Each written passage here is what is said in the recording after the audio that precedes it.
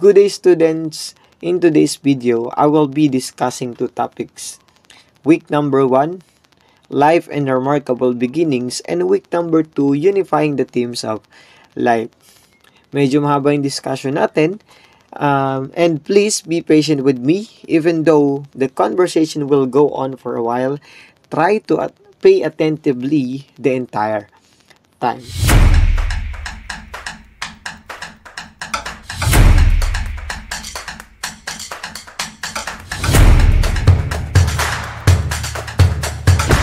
So let's begin, or let's start with week number 1. Life and Remarkable Beginnings. So this is the question for week number 1. How did early life forms appear on Earth? Paano nga ba nagsimula yung buhay sa Earth natin? Alam ko may background na kayo since second quarter na ng discussion natin, and we already discussed different theories about the origin of life. And next question, how did people long ago explain life came from? Ano nga ba yung paniniwala ng ibang tao pagdating sa existence of different organisms sa Earth natin? Tayo ba nagsimula sa alikabok? Tayo ba nagsimula sa unggoy? Or tayo ba nagsimula sa tayo ba'y uri ng isda na unti-unting nagiging iba't ibang organism? So alam ko na-discuss na natin to, and let's have a short history again about the origin of life. So number 1 theory about the origin of life is no other than the deep sea vent theory. So we already discussed the deep sea vent theory, that life started from the hydrothermal vents, and the only organisms that exist this time in deep sea vent theory is no other than the cyanobacteria. Okay? So dito sinabi na yung buhay daw ay nagsimula sa ilalim ng dagat, sa mga hydrothermal vents. Sa Tagalog, sa mga pasingawan ng init ng Earth's internal structure ng Earth po natin. Ulitin ko, ang cyanobacteria, kaya nabuhay siya, ay kumakain lang siya ng usok sa gilid ng hydrothermal vents. So this is the timeline of life forms on Earth. Number 1, or 4.6 to 3.8 billion years ago, the early Earth is said to be violent because of meteorites and volcanic eruptions. Zircon crystal was formed. So nung 4.6 to 3.8 billion years ago, so yung Earth natin, so ito yung tinatawag natin na Hadean Eon. Bakit naging Hadean Eon siya? Dahil sa sobrang init ng Earth natin, literal na walang nabuhay na organisms dito. Hades, from the term Hades means hell, and volcanic eruptions, planetary bombardment, yung patuloy na nag-exist nung 4.6 to 3.8 billion years ago. And zircon crystal was formed in this period or eon. Next, 3.5 billion years ago, life on Earth is initially began with prokaryotes. So meron ng buhay dito, pero yung tinatawag na buhay dito ay yung prokaryotes. So ano bang, when we say prokaryotes, what do you mean by that? Pag sinabi po natin na prokaryotes, meron po kasing uri ng organism sa Earth natin. It can be eukaryotic and also the prokaryotic. Pag sinabing eukaryotes with true nucleus, alam naman natin that all organisms are made out of cells. Lahat ng organism na nabubuhay sa mundong to ay meron tinatawag natin na cells. At dito, pag sinabing prokaryotic cells, ibig sabihin sila yung organism na walang totoo na cells or nucleus with no true nucleus.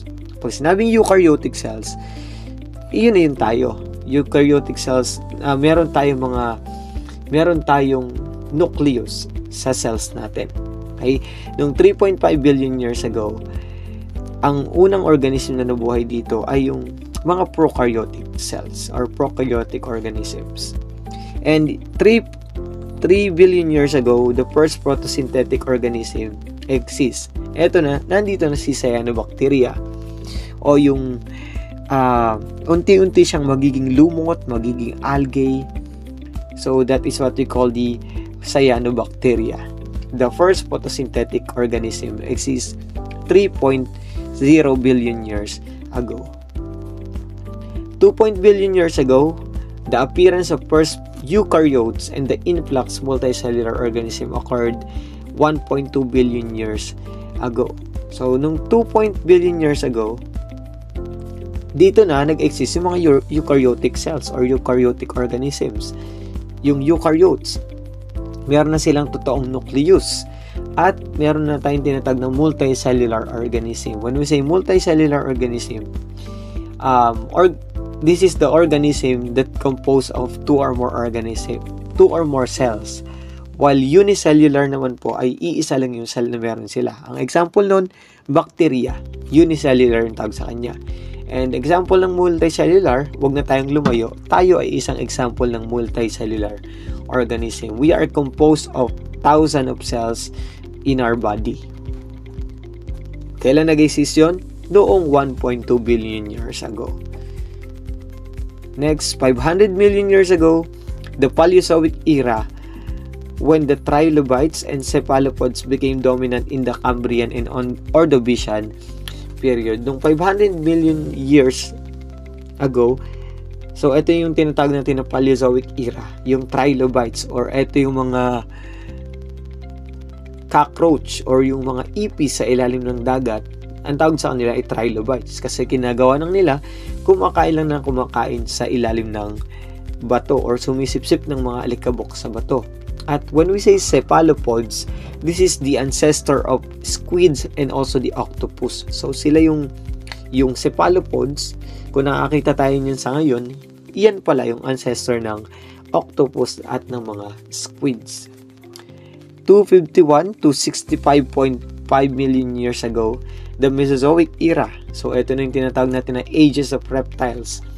So it is divided into different period: Triassic period, Jurassic period, and the Cretaceous period. So meron ng bukod sa ages of reptiles, na andito na rin may mga paunti-unti na rin nagkakaroon ng mammals, ng amphibians noong 251 to 65.5 million years ago. And last, 250,000 years ago, the Cenozoic era, recent life based on Earth, paleontologically evidence Homo erectus have evolved. So yung chimpanzees, yung mga world-old monkeys, unti-unti na silang nagiging Homo erectus or nagiging Homo sapiens. Nung 215,000 years ago, doon nag-exist yung tinatawag natin na Homo erectus. And that is the timeline of life forms on Earth. Next, let us proceed to the history of the concept of life. Kung walang basis or kung hindi pa uso yung mga scientists, yung paleontologists, at lahat tayong mga ordinaryong tao lamang, so ang mas paniniwalaan ng karamihan sa atin ay yung tinatawag natin na divine creation theory. And this theory states that life forms and everything in the universe were created through a supernatural power rather than naturalistic means. So, divine creation theory means that people believes that there is a powerful entity or dakilang isang manlilikha na kayang likhain lahat ng buhay sa Earth natin. Okay? Ito yung paniniwalaan ng mga tao noong unang panahon. Kung wala pang mga scientists, kung wala pang mga paleontologists. Ulitin ko na dito sa divine creation theory, life forms or life exists because of the supernatural power. Okay, na mas naniniwala sa mga biblical base, it can be sa mga religion, etong tinatawag natin divine creation theory. And another one is the spontaneous generation theory. So, spontaneous generation theory, so it was proposed by Aristotle, and this theory states that life arises from the non-living matter. Sabi dito na ang buhay daw ay nagsimula sa mga walang buhay na bagay. So, mahirap paniwalaan, pero iyon yung sinasabi dito sa spontaneous generation theory, that life arises from the non-living things. Maaari daw tayo nagsimula sa bato, maaring tayo nagsimula sa tubig, maaring tayo nagsimula sa mga forces. It can be fire, thunderstorm, sunlight. Yun daw yung mga pinagmulan natin, according to Aristotle in his spontaneous generation theory. So this is the different experiments related to spontaneous generation theory. Since yung divine creation theory naman, so alam naman natin ang divine creation theory ay naniniwala ang mga tao na merong isang Diyos na gumawa sa lahat ng mga nilikha dito sa sanlibutan.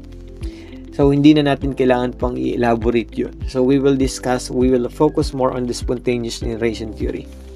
So let's start with Francesco Redi. Francesco Redi created experiment related to spontaneous generation theory. Gustong patunayan ni Francesco Redi, kung gustong malaman ni Francesco Redi kung ito ba talagang spontaneous generation theory ay totoo or gawa-gawa lang talaga ni Aristotle. So ang ginawa niya sa experiment niya, he ready 3 jar. Ayan, naghanda siya ng 3 jar na merong mga hilaw na karne. And sa first jar, it was open container, and in the second jar, it was cork-sealed container, and the third jar, gauze-covered container, or ito yung tinatawag natin na cheesecloth. Cheesecloth po yan. And couple days later, iniwan niya ni Francesco Redi ng 2 araw. Nakita niya dito sa first jar na nabubuo na yung mga maggots. There is a formation of maggots in meat, while in the second jar, no formation of maggots in meat, and the third jar, no formation of maggot in meats, but on the top of the cheesecloth or the gauze cover. So dito sa pangatlo, makikita natin na naandun yung maggots sa ibabaw ng cheesecloth. Sa gitna naman or sa pangalawa, walang mga maggots yung nag-exist na organisms. Sa pang-una naman, makikita natin na doon mismo nanirahan o nag-exist o nakita ni Francesco Redi yung maggots sa karne. And he concluded that spontaneous generation theory is not true. Bakit daw? Bakit hindi totoo para sa kanya, or he rejected this spontaneous generation theory? Why? He concluded, or Francesco Redi concluded, that life started from the what? Or maggot started from the, or maggot exists because of the flies. Ibig sabihin, na-conclude niya na yung mga maggots pala or yung uod dun sa ibabaw ng karne ay hindi pala yun dahil dun sa karne mismo, kundi dun sa langaw na pumunta dun sa karne. Ibig sabihin, life started from the living organism also, since yung flies ay example ng isang organisms. Okay? So, Francesco Redi rejected this theory or this spontaneous generation theory. Next, si John Needham and Lazarus Spallanzani, actually, parehong-pareho yung experiment nila. Ang pinagkaiba lang nila dito, yung taklob, yung panaklob na ginawa nila. So, ang ginamit naman nila dito yung chicken broth o yung pinagpakuluan ng manok. Kay John Needham muna tayo bago tayo mag-proceed kay Lazarus Spallanzani. Kay John Needham, pinakuluan niya yung chicken broth, then pinalamig, then after niyang pinalamig, hindi niya tinakluban, at doon nakita niya na may mga tinatawag tayong mga microorganisms. May mga organism na nag-exist dito sa experiment ni Needhams. While kay Spallanzani naman, ang ginawa niya, habang pinapakuluan yung chicken broth o yung pinagpakuluan ng manok, tinakloban niya na agad yung container. And then, pinalamig niya. Then, walang natagpuan or walang nakita na organisms or microorganisms na nag-exist sa kanyang experiment. So, for conclusion, dito sa ginawa ni John Needhams and Lazarus Spallanzani, si Lazarus Spallanzani, merong sinuportahan niya since ang nakita niya dito ay may mga nag-exist na organisms. Pero si Lazarus Spallanzani, nireject niya yung spontaneous generation theory at inulit niya yung experiment ni Needhams. Kasi may maling process na ginawa si Needhams. Hindi niya tinakloban yung tinatawag na container, kaya may mga pumasok na mga microorganisms. So, John Needham supported the spontaneous generation theory, while Lazarus Spallanzani rejected the spontaneous generation theory. Even Francesco Redi, he also rejected the spontaneous generation theory. And next, si Alexander Oparin naman, Alexander I. Oparin noong 1924. So let me read this statement.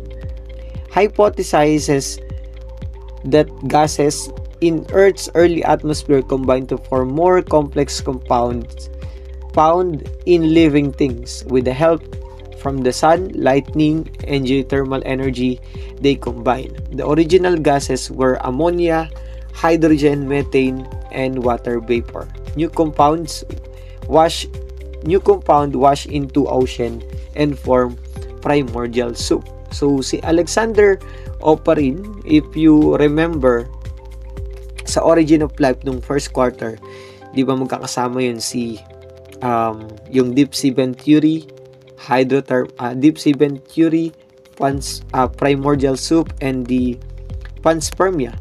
So si Alexander Oparin, he supported the theory of primordial soup. So ang sinasabi niya dito na yung ammonia daw, hydrogen, methane, water vapor, yun daw yung mga sangkap sa pagbuo ng isang organism. So, paano mabubuo yun? With the help of forces or the non-living things or non-living forces. So, sabi niya na kung meron daw sinag ng araw, kung merong kidlat or geothermal energy, yun yung magpapatrigger sa mga gases na to para mag-create ng life. So, hindi pa niya pinapractice tong experiment or itong statement niya dito about spontaneous generation theory. Pero si Stanley I. Miller, siya yung nag-perform ng experiment. He performed an experiment using a mixture of gases suggested by Oparin. So, pinagsama-sama niya yung ammonia, hydrogen, methane, and water vapor, and nilagyan niya ng konting spark or yung electrical spark. And doon nabuo yung tinatawag natin na amino acids. When we say amino acids, it is the building blocks of the protein. So, yun yung building blocks ng protein. If you remember the primordial soup, yung sa primordial soup kasi, sinasabi doon na life started from the surface of the ocean. Nung nagkaroon ng lightning, nung tumama yung kidlat dun sa surface ng ocean, doon na trigger yung mga gases na mag-combine to create amino acids. So, si Stanley Miller, he only performed the experiment using a mixture of gases suggested by Oparin. Pero yung pinakautak niyan kay Oparin pa rin. Ang ginawa lang ni Miller ay pinractice niya lang or tinry niya lang. Sinubukan niya kung gagana ba yung sinasabi ni Alexander Oparin. Those are the scientists that support and also reject the spontaneous generation theory. So, meron din tong iba't ibang theories na related. yung primordial soup theory. Okay, let us proceed to the cellular basis of life. So, i-discuss na natin yung cell theory. Okay. So, let's start with Robert Hooke. He coined the term cell, which means a small room. So, si Robert Hooke, siya yung kauna-unahang nagbigay ng term or tinawag yung cell as cell. Bakit po? It is because of his experiment. Saan niya nakita? Sa mismong cork or yung wooden cork. Pag sinabing wooden cork, kung nakikita nyo yung nasa babang parte na picture, so ito yung tinatawag natin na wooden cork. Ito yung panaklob ng bote. So, wooden cork. So, kumuha siya ng kapiraso ng wooden cork, then inilagay niya yun sa compound microscope, at nakita nyo doon, merong tinatawag na, or yung, meron siyang na-observe na may mga small chambers or small rooms. And he called it as a cell. Para siyang monasteries or mga panalanginan ng mga monghe. Kaya tinawag niya yun na cell.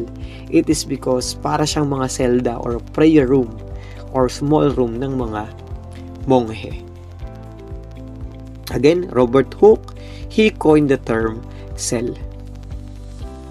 The cellular basis of life, the study of cell is no other than, the study of cell is called the cytology. Tandaan natin, cyto means cell. So, the study of cell, cytology. Cyto means cell, logi or logos means study. So, these are the three cell theories. Cell is the basic unit of life. Second, all organisms are made up of cells. The third one is cell came from pre-existing cells. So, titingnan natin kung sino-sino yung nagsalita or nag-conclude ng three cell theories. Let's start with Tudor Swan. Tudor Swan, he concluded that animals are made up of cells. So, si Tudor Swan yung nagsabi na ang animals daw, even us, human, are made up of cells. So, papasok yun sa theory number 2, which all organisms are made up of cells. Next, Matthias Schleiden. He said that plants are made up of cells. So, siya naman yung nagpatunay na ang plants or yung mga halaman ay gawa din or meron ding tinatawag na cells. So, si Tudor Swan and also Matthias Schleiden are the contributors of the theory number 2. All organisms are made up of cells. Next, Rudolf Virchow. He found out that cells divides to form a new cell. So, nakita niya under the microscope. Of course, under the microscope, hindi naman natin makikita ng naked eye yung cells. Nakita niya na yung cells kaya mag-undergo or dumodoble, tumitriple yung cells. So, siya yung nagpatunay ng theory number 3. Cell came from pre-existing cells. Na ang cell daw ay nagsimula saan? Sa pre-existing cells, sa mga naunang cells. Next, Robert Brown, he discovered the nucleus of the cells. So, ito yung eukaryotic cells. Of course, ang inobserbahan nyo dito ay yung may mga totoong nucleus, yung mga eukaryotes organism. And that is the end of week number 1. Let us proceed to week number 2, unifying themes of life. So, I'll be talking about how several subdisciplines relate to life biology, and what characteristics of living things along with the health of other forces contribute to the biosphere. So, paano, or dito i-discuss ko yung patungkol sa mga forces, process na tumutulong sa isang organism para maging isang organism. or maging ganap na organisms. Let's start with biological system. Biological system refers to the complex system of parts which form an organization with many different properties based on the arrangement and interconnection of this part. Example, skeletal system and the muscular system work together. So when we say biological system, so tingnan natin example dito. Pag sinabing biological system, it talks about the interconnections o yung connections ng iba't ibang system. It can be sa isang organism or sa different part of the levels in the hierarchy. So, tingnan po natin example. Skeletal system and muscular system work together. The contraction of an arm, of the arm muscles, which are connected to the bones, is what allow your arm to move. Even the nervous system and the muscular system interact with one another through electric signals that are sent from the brain to the muscle neurons, leading to contractions. So, hindi kaya mag-move ng muscles kung wala ang bones. Hindi kayang mag-move ng muscles kung hindi siya connected sa bone. And hindi niya rin kayang mag-move ng skeletal system and ng muscular system kung walang inuutos si nervous system. Okay? So, they are interconnected or related, connected sa isa't isa. So, that is what we call the biological system. It refers to the complex system of parts which form an organizations with many different properties based on the arrangement and interconnections of this part. So, parang sa ecosystem lang yan. So, hindi mababalance ang isang ecosystem kung lahat yan ay forest, lahat yan ay desert, lahat yan ay mountains, or lahat ay bodies of water. So, nababalance yan and they are connected with each other. So, nasusustain yung marine life, it is because of the land area or the forest. Nasusustain yung mga mountains o nasusustain yung grassland, it is because also of the temperature coming from the North Pole and the South Pole na may mas malalamig na klima. So, connected sila sa isa't isa. And that is what we call the biological system. Number 2, high degree of organizations. So, ito yung sinasabi ko sa inyo kanina na levels of biological hierarchy. New properties emerge at each level in the biological hierarchy. So, padagdag lang siya ng padagdag. Para siyang isang makina na i-dissect natin. Okay, isang makina na i-dissect natin, hihimay-himay lang natin yung tinatawag natin na levels of biological hierarchy. Let's start with the smallest or the basic or the fundamental of chemical life. It is no other than the atom. When we say atom, the basic fundamental of chemical elements. So it is composed of subparticles, electrons, neutron, and also the protons. May positive, negative, and no charge na subparticles, subatomic particles.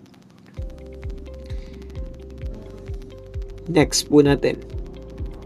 Next is the molecules. Molecules, smallest unit of chemical compound that can take part in the chemical reactions. So, yung kapag nagsama-sama yung different atom, it create molecules. Okay? Mas malaki na tayo kaysa dun sa atom. Molecules, smallest unit of a chemical compound that can take part in the chemical reactions.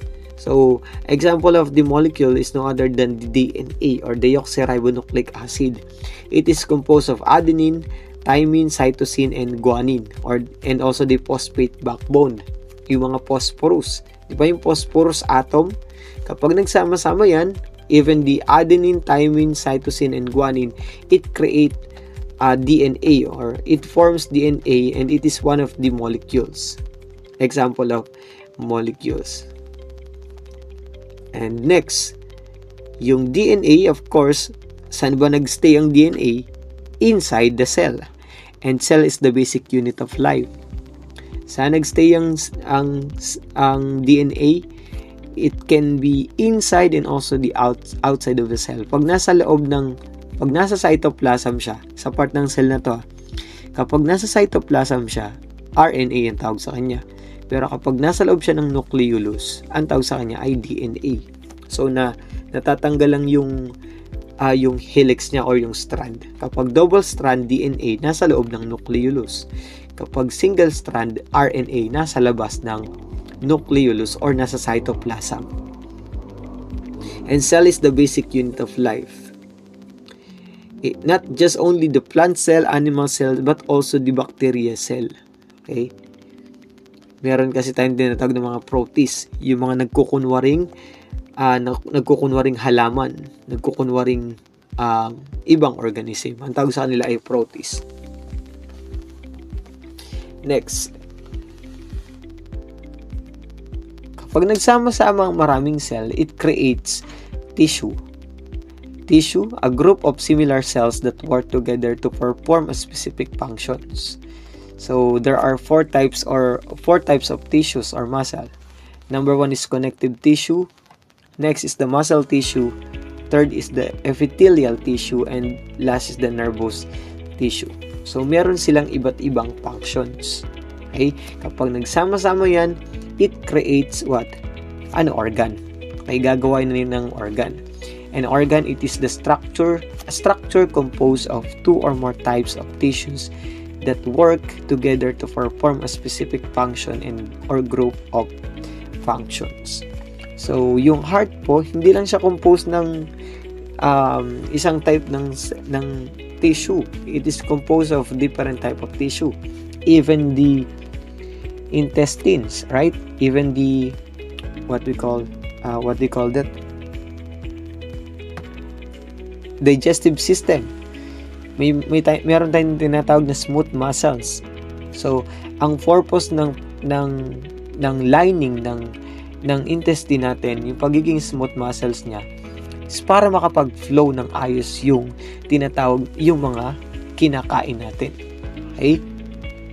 So, again, organ, hindi lang siya composed ng isang type ng tissue or muscle. It is composed of two or more types of tissues or muscle. Next, kapag nagsama-sama ang maraming organ, it creates a body system or yung organ system na tinatawag. Merong endocrine system, respiratory, digestive, reproductive, integumentary, muscular system, nervous system, cardiovascular system, lymphatic system, urinary system, and the skeletal system. So, if you're not familiar with lymphatic system, ang lymphatic system, so, yung lymphatic system ay patungkol yun sa mga kulani or sa mga bukol or yung lymph nodes.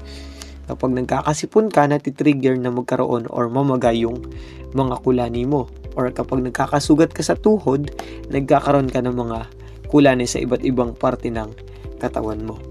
So, ang responsible for that is the lymphatic system. Integumentary system is considered as the largest part of the integumentary system is no other than the skin o yung balat natin. They are connected with each other. Hindi kaya ng digestive system kung wala ang nervous system. Of course, yung two-way yan eh. It can be ang digestive system yung mag-trigger ng signal sa brain para kumain tayo, or yung brain yung mag-trigger sa digestive organs na mag-take ng pagkain. Next, organism, individual living entity that can carry out all basis life processes. It can be multicellular and unicellular. So, ito yung binabanggit ko sa inyo kanina. Multicellular, it is composed of two or more cells. And when we say unicellular, it is composed of only one cells. Ito yung tinatawag natin na unicellular, yung mga bacteria. At ito naman yung mga multicellular. And even us, we are multicellular organism. Population.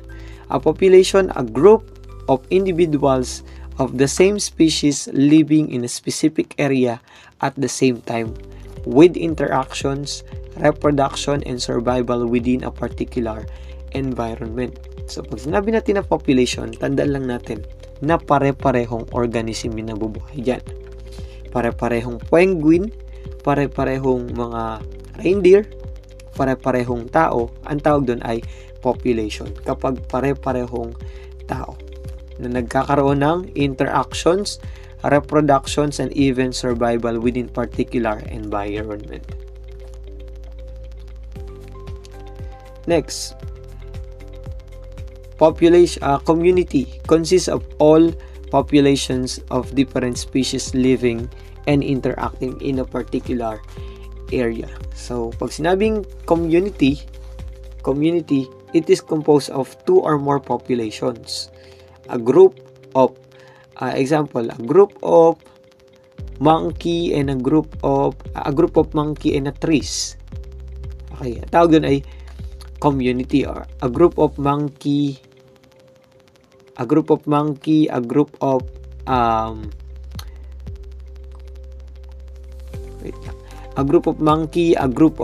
goats. Okay, those are the examples of the community. Kapag nagsama-sama na yung maraming population sa isang environment or sa isang area. Tawag doon ay community. Dito na nagkakaroon ng predations. And in ecosystem, when we say ecosystem, it includes all the living organisms or the biotic factor. Pag sinabing living organisms or biotic factor, ito yung living organisms. Pag sinabing abiotic factor, non-living things yun.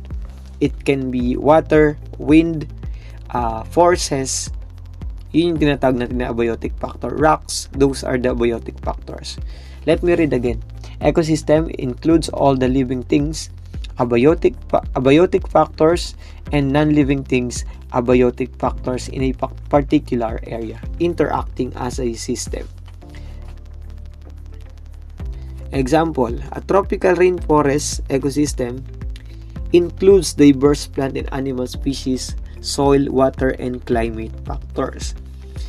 So, meron ng interaction between biotic and abiotic factor dito sa ecosystem. Kailangan na ng plants ng tubig. Kailangan na rin ng plants ng lupa. Kailangan na ng different organisms ng tubig, ng environment, ng masisilungan, ng magandang temperatura. So, meron ng interactions. Ang tawag doon ay ecosystem. And last, biosphere. It encompasses all ecosystems on Earth. So, lahat ng nakikita natin na living organisms o na iba't ibang type ng biomes or ng environment, ang tawag dun ay biosphere. We are composed of, or we are included in the biosphere. Example ng biomes: tropical rainforest, temperate forest, boreal forest, savanna, desert, marine, freshwater, tundra, and grassland. Actually, marami pa yan, pero ito lang yun na i-flash ko na picture dito. Okay, those are the levels of the biological hierarchy. Ulitin ko lang, nagsimula sa atom, then molecule, molecule to cell, cell to tissue, tissue to organ, organ to organ system or body system to one organism, group of organism, that is what we call the population, group of different population, this is what we call the community, interaction between biotic and abiotic factor, ecosystem, and it encompasses all ecosystem on Earth. This is what we call the biosphere. Okay, merong high degree of organizations. Number 3, forms and function. Form and function. Morphology and physiology help describe many biological system and processes. Remember, Remember this phrases. Form fits function. Okay, tandaan natin dito sa form and function. Kung ano yung shape niya, kung ano yung size niya, meron yung specific functions. Example, yung human blood cells. Kaya yung human blood cells ay this shape. It is for exchange of gases. Okay? Para mas madali mag-flow yung blood para sa mga vessels ng blood vessels and even sa capillaries natin. So, yan yung shape ng tinatawag natin na human blood cells. Okay? Even yung mga part ng body natin. So, kaya ganyan yung shape ng eyes natin, ng mata natin para makita yung peripheral view. Okay, kaya ganyan na meron tayong pilik mata para maprotektahan tayo from the outside bacteria. Okay? So, nabubuo kung ano yung shape ng isang organism, kung ano yung structure ng isang organism, meron niyang functions. And that is what we call the form and function. Morphology and physiology help to describe many biological system and processes. Okay? So, at ang sinasabi pa nga sa parte ng body natin na ang appendix ay wala daw purpose. Kaya pwedeng tanggalin. Pero meron niyang purpose sa body natin. Ay hindi lang siya basta nakahang sa part ng intestine natin, pero may functions pa rin yung tinatawag natin na appendix. Yan. Human blood cells are this shape to faster exchange of oxygen and to allow it to pass through narrow blood vessels. So that is the reason why the shape of the human blood cells are this shape. Next is reproduction and inheritance. So, reproduction and inheritance, as they produce, they pass on their traits, parent, to their offspring. Offspring resemble their parents because they inherit the same units of gene information from their parents. So, madali naman itong explain. Ang isang organism, it has the ability to reproduce and even inherit what their parent had. Okay? Kung ano yung characteristic ng parent niya, possible na ma-inherit ng offspring. Okay? So, tingnan natin ng example dito sa picture. Kung ang parent niya ay Nigerian or Black American, so, ang possible na maging anak niya ay Black American. Sa plants naman, sa flowers, yung parent may hybrid offspring. Bakit nagkakaroon ng hybrid offspring? So, may topic na related dyan, yung genetics. Genetics naman, study of inheritance. O kung saan namamana yung traits ng isang offspring. Kaya nagiging hybrid ang isang organism dahil sa parent nila. Okay, tingnan natin to. Yung parent A, pink yung kanyang petals. Parent B naman white. So, naging hybrid yung offspring niya. And take note, trivia, ang hybrid offspring or hybrid organisms, hindi nila kaya mag-produce ng sarili nilang itsura. Okay? Kung nakakita kayo or naka-encounter kayo or napanood nyo sa TV na meron tinatawag na liger or combination or of lion and tiger. So, hindi nila kaya mag-produce ng another liger. Okay? Number 5, interaction with the environment.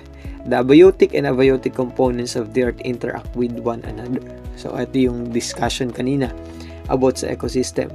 So, kailangan ng plants ng nutrients, ng minerals para mag-grow, para mag-gain ng nutrients at para makain din ng tao. And even the sunlight, kailangan nila yun since ang most of the plants are photosynthetic or nag-undergo sila ng photosynthesis.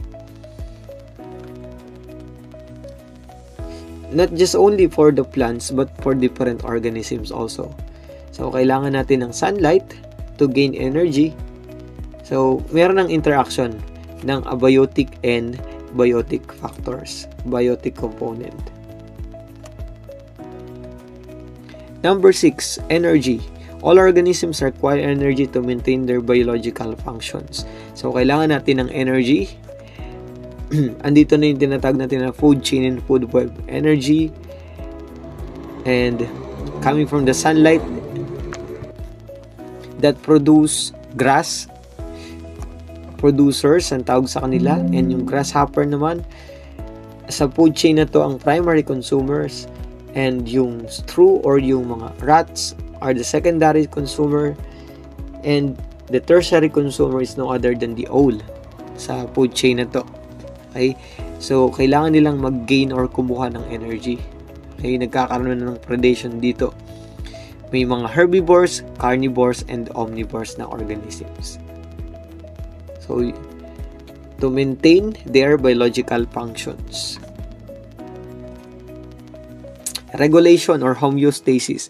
When we say homeostasis, number 7, homeostasis, it is the state of equilibrium or yung ability of an organism to maintain a stable internal environment despite of external changes.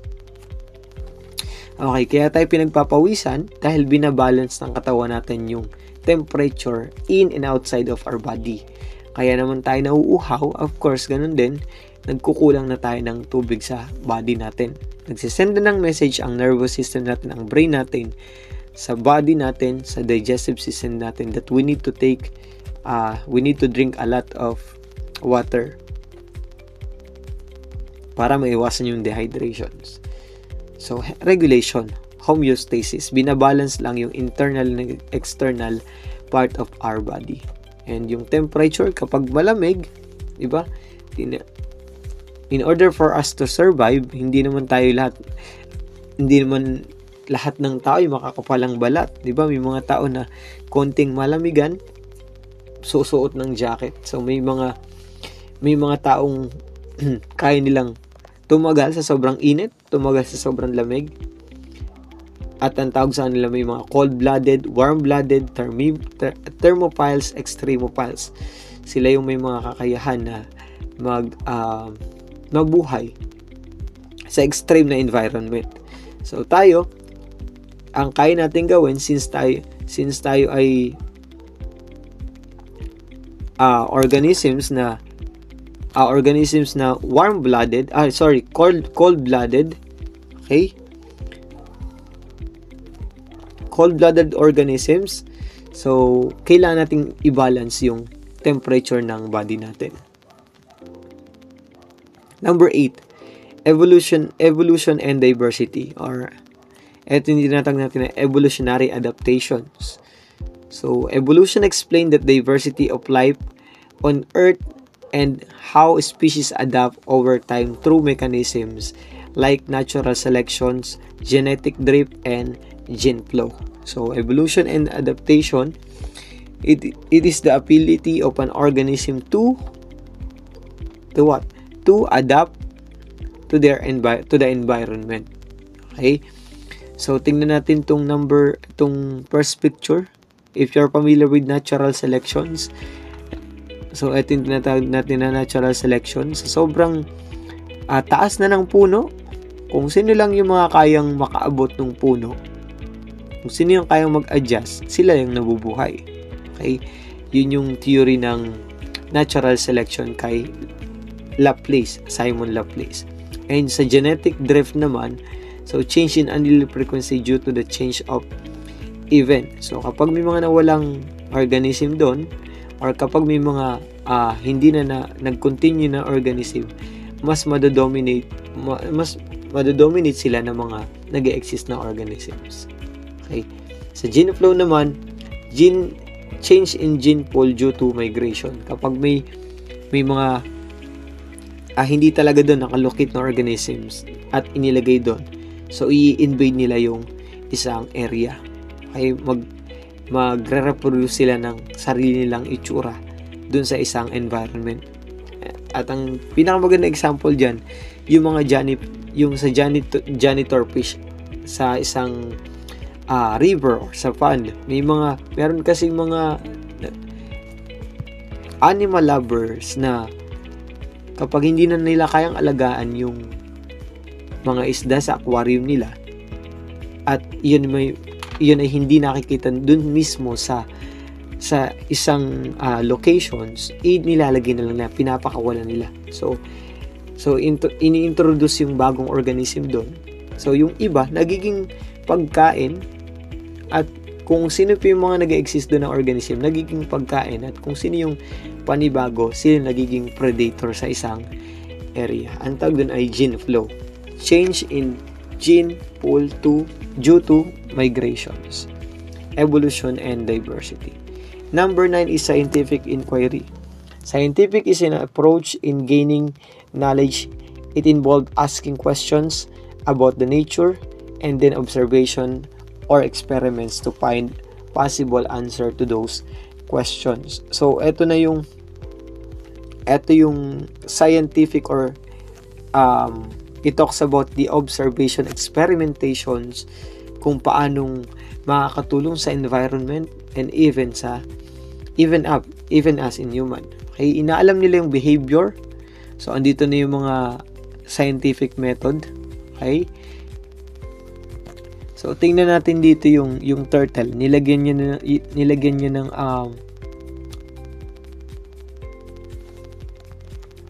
ng radio transmitter para malaman yung behavior ng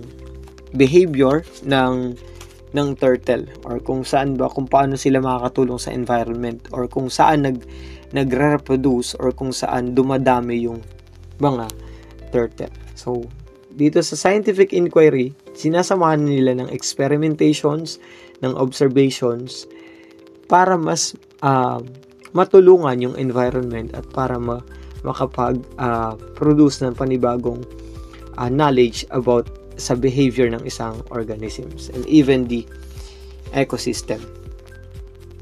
Last but not the least, science, technology, and society. So it talks about the inventions and discoveries. Okay? So dito na nagkakaroon ng tinatawag natin na biotechnology. May mga inventions niya and discoveries. Nag-exist na dito yung mga machines, bacteria. Tingnan natin yung nasa baba.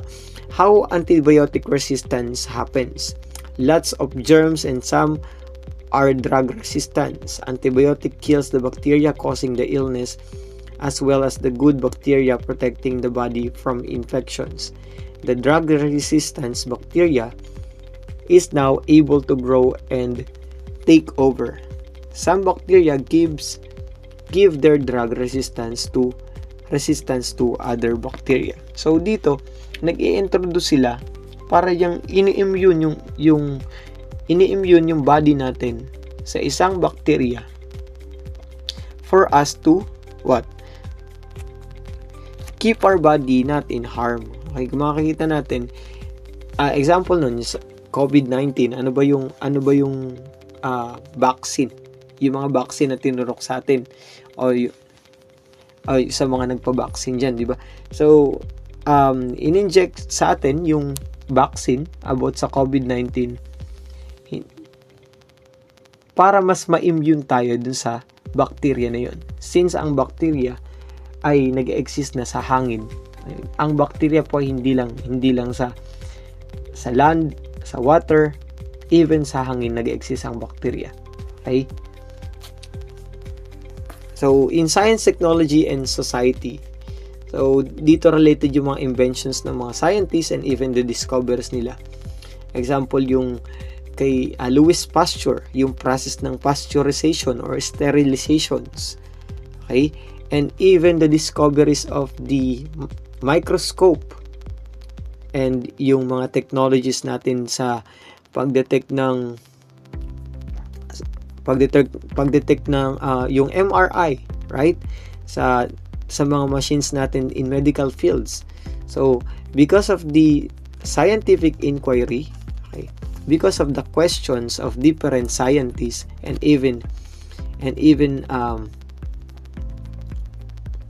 paleontologists and biologists, doon nagkakaroon ng inventions and discoveries. Okay?